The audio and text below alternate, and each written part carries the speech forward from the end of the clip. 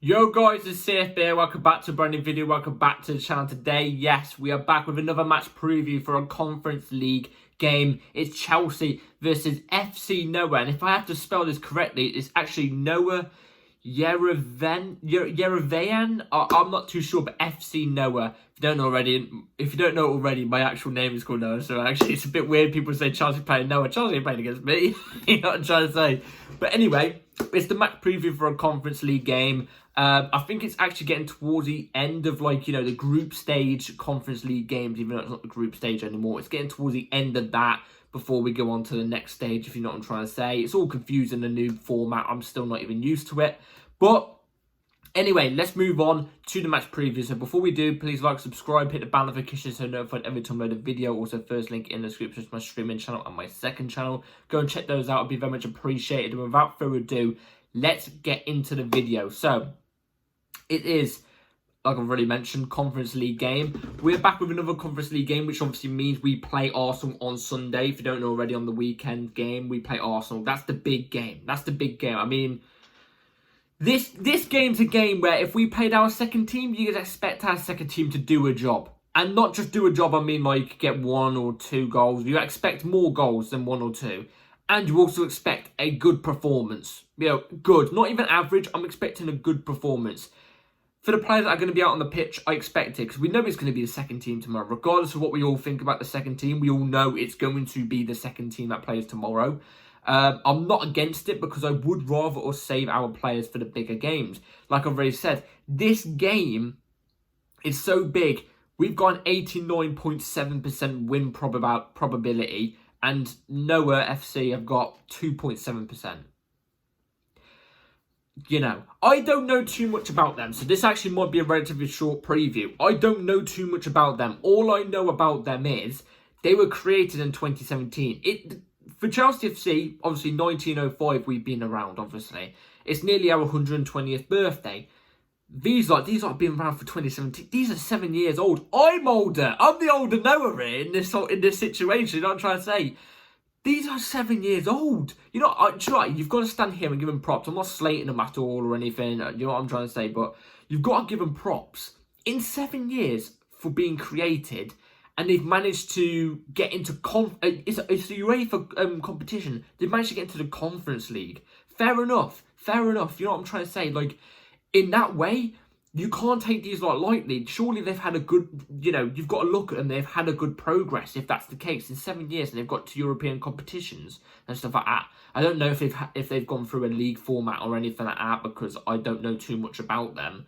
But you've got to give them props, and in that sense, you can't take them lightly. You can't take them lightly. If they've been a club since, I don't know, this is just a random one, 1790, and it's their first ever time being in a European competition. In a sense, you've got to look at them and go, oh, fair enough, you're in a European competition. You've got to have some sort of pedigree to even get here. You know what I'm trying to say? Since we're in, let's not lie here. This competition we're in right now, the Conference League, let's be real here, it's the top European competition. Everybody wants to win this cup competition. Everybody. You know what I mean? Barcelona, Reals, they're stuck in the Champions League. Who cares about the Champions League? You know what I mean? Not even cares about Europa League. It's all about the Conference League, you know what I'm trying to say. Now, if we're being real, you've still got to take teams serious when it's got that. But when they've only been born for 7 years, and they're already in the European competition, fair play, fair play. They've got to have done something right and be on the right tracks for that. You know what I'm trying to say? So if I actually type in, where they're from, I don't know what league they are in. What league are they in? They are in the, I don't even know. Like, it doesn't even say what league they're in. It just comes up with the table of the Conference League, like the Conference League table. We're currently, that's actually something to look into, isn't it? Currently they lie 18th in the Conference League table, and we obviously lie first at the moment, but I don't know whereabouts they're from. They're from Armenian. Is it Armenian? I don't know, but either way, you've got to look at them and give them respect. I do not want to see any of our players taking them lightly tomorrow. I don't want to see any of our players taking them lightly. So fair play to him in that behalf. But yeah, we're going to be playing the second team tomorrow. We all know this. And the team lineup I'm going to show you in a minute. You're going to see the team lineup and you're probably going to agree with most of the names in there. And in my opinion, actually, I think there's some players in that main team, that main 11, that A team, as people are calling it now, A and B team. I just call it a main 11 and a second team, simple as that. I feel like some of them have to be dropped into this team. Some of them have to be dropped into this team. And this B team, some of it, B team, like I said, some of them, in my opinion, have to get promoted. And in the lineup, I'm obviously going to mention who that player is and why they've in my opinion, been upgraded and downgraded, etc., etc. But we've now come off the back of a loss in the Carabao Cup to Newcastle and a draw to United. Now, I wasn't happy with the United game, and I expressed that in my video. If you haven't checked it out, go and check it out. I was not happy after the United game because I feel like they were there for the taking. Yes, they were there for the taking. We didn't turn up. A draw was a fair result in a sense, yes, but what annoyed me so much was I feel like the fact that all the other teams like Man City, Arsenal, all that lot, pretty much most teams have dropped points. And we failed to pick up points against a team who were lying in 14th and were there for the taking. You know what I'm trying to say? They were there. That was my main thing I was annoyed about. I wasn't really annoyed about the performance, even though I was in a sense, because I still think we could have taken it to them. But we didn't take the opportunity. We didn't play awfully. We just weren't on it, in my opinion. So we've had a little bit of a form dip there. But the main reason, like I said, the main reason why I was disappointed is because we didn't pick up the points. Obviously, with this game, even if we win, it's completely void to the game that we play on the weekend. It's completely void to the game we play on the weekend because, in my opinion, it will be a different 11. But the fact that we're resting the good players ahead for the Premier League, I guess it's kind of cool. And the one thing I actually was about to mention is it's just come back into my head as I was talking about it. I was annoyed after the game because I felt like we would drop places in the league and stuff. We're in the top 4 right now, joint level on points with Arsenal. Now, if you told me that in game week 10, you know, superior Arsenal team compared to billion-pound bottle job Chelsea and stuff like that, yeah. If you told me game week 10 would be joint on level points with Arsenal and about 6 or 7 points off top of the league, I'll take it. I'll take it for where we're at right now. So, look, anyway, moving on. Like I said, I think I'm more at ease now that we're in a decent position in the league still. Do you know what I'm trying to say? It's not a loss at the end of the day. Anyway, like I said, if we get a result tomorrow, in my opinion, it's completely void of the form or the momentum we will carry going on into the weekend game because it's a completely different 11. But maybe off the bench or something, or maybe if some of the players that are playing in this game tomorrow, who I think should be in the main 11 anyway, who come off the bench for that weekend game or something, maybe they'll carry that form on. So, look, now I'm going to take you over to the 11 I would go with for tomorrow. So, the 11 I will go with for tomorrow is going to be right here on the screen. Obviously, I'm going to go through the team and then I'll go through the reason why I chose to play. So, it's going to be right here. Philip Jorgensen in goal, Renato Viega left back, Buddy Shield, Tosin and Rabaja 2 centre backs, Malo Gusto right back, Enzo Fernandez, Shrewsbury Hall as your 2 in the pivot, Mudryk off the left, Felix in the 10, Madueke off the right, and Kunku as the ST. Let me tell you the reasons why. So Philip Jorgensen, we know he's going to play anyway tomorrow because he's in these type of games. I really want to see something from Jorgensen because I really don't like Sanchez and I really don't think he's good enough. Jorgensen, I call him Jorgensen. I get it, he's still young, he's only just come into the club. I get it, I don't see anything with him either. But I want to see something. Like I said, last week was his first test, which was in the Carabao Cup, and he didn't show anything. But let's see. I want to see something tomorrow. Anyway, Renato Viega, tomorrow I would have him joining as a left centre-back, and I would have Gusto inverting into midfield. So Vega, in my opinion, has to start tomorrow at left back. I don't think he played bad in the midfield last time we saw him in the midfield. It's just not. I don't think he does as well there as he does at left back, so I want to see him at left back. Also, I think as well, his combination with Mudryk and the times we've seen, I think it's actually quite good. I think it's quite good and quite positive, so I hope that carries on. You know what I'm trying to say? Badiashile, Tosin Adebayo, I get it. These two have not been performing. Majority of the times that we've seen them this season, they've not shown anything. I get it. Especially in a sense, Badiashile. But surely against a team like this, by the way, no disrespect to them, like I've already said, but surely against a team like this, they should be completely sound. Surely they should be completely sound. Do you know what I mean? They shouldn't be really harmed at all. So, like I said, I really like Badiashile. I do, but I haven't seen one good game from him for a while, apart from the 2 games this season he came off the bench. I think it was Liverpool in the game after. Bar that, he's been pitiful. He's been pitiful. And I like Tosin as well. I actually, at the start of the season, if you didn't see, I actually had Tosin as one of my underrated signings.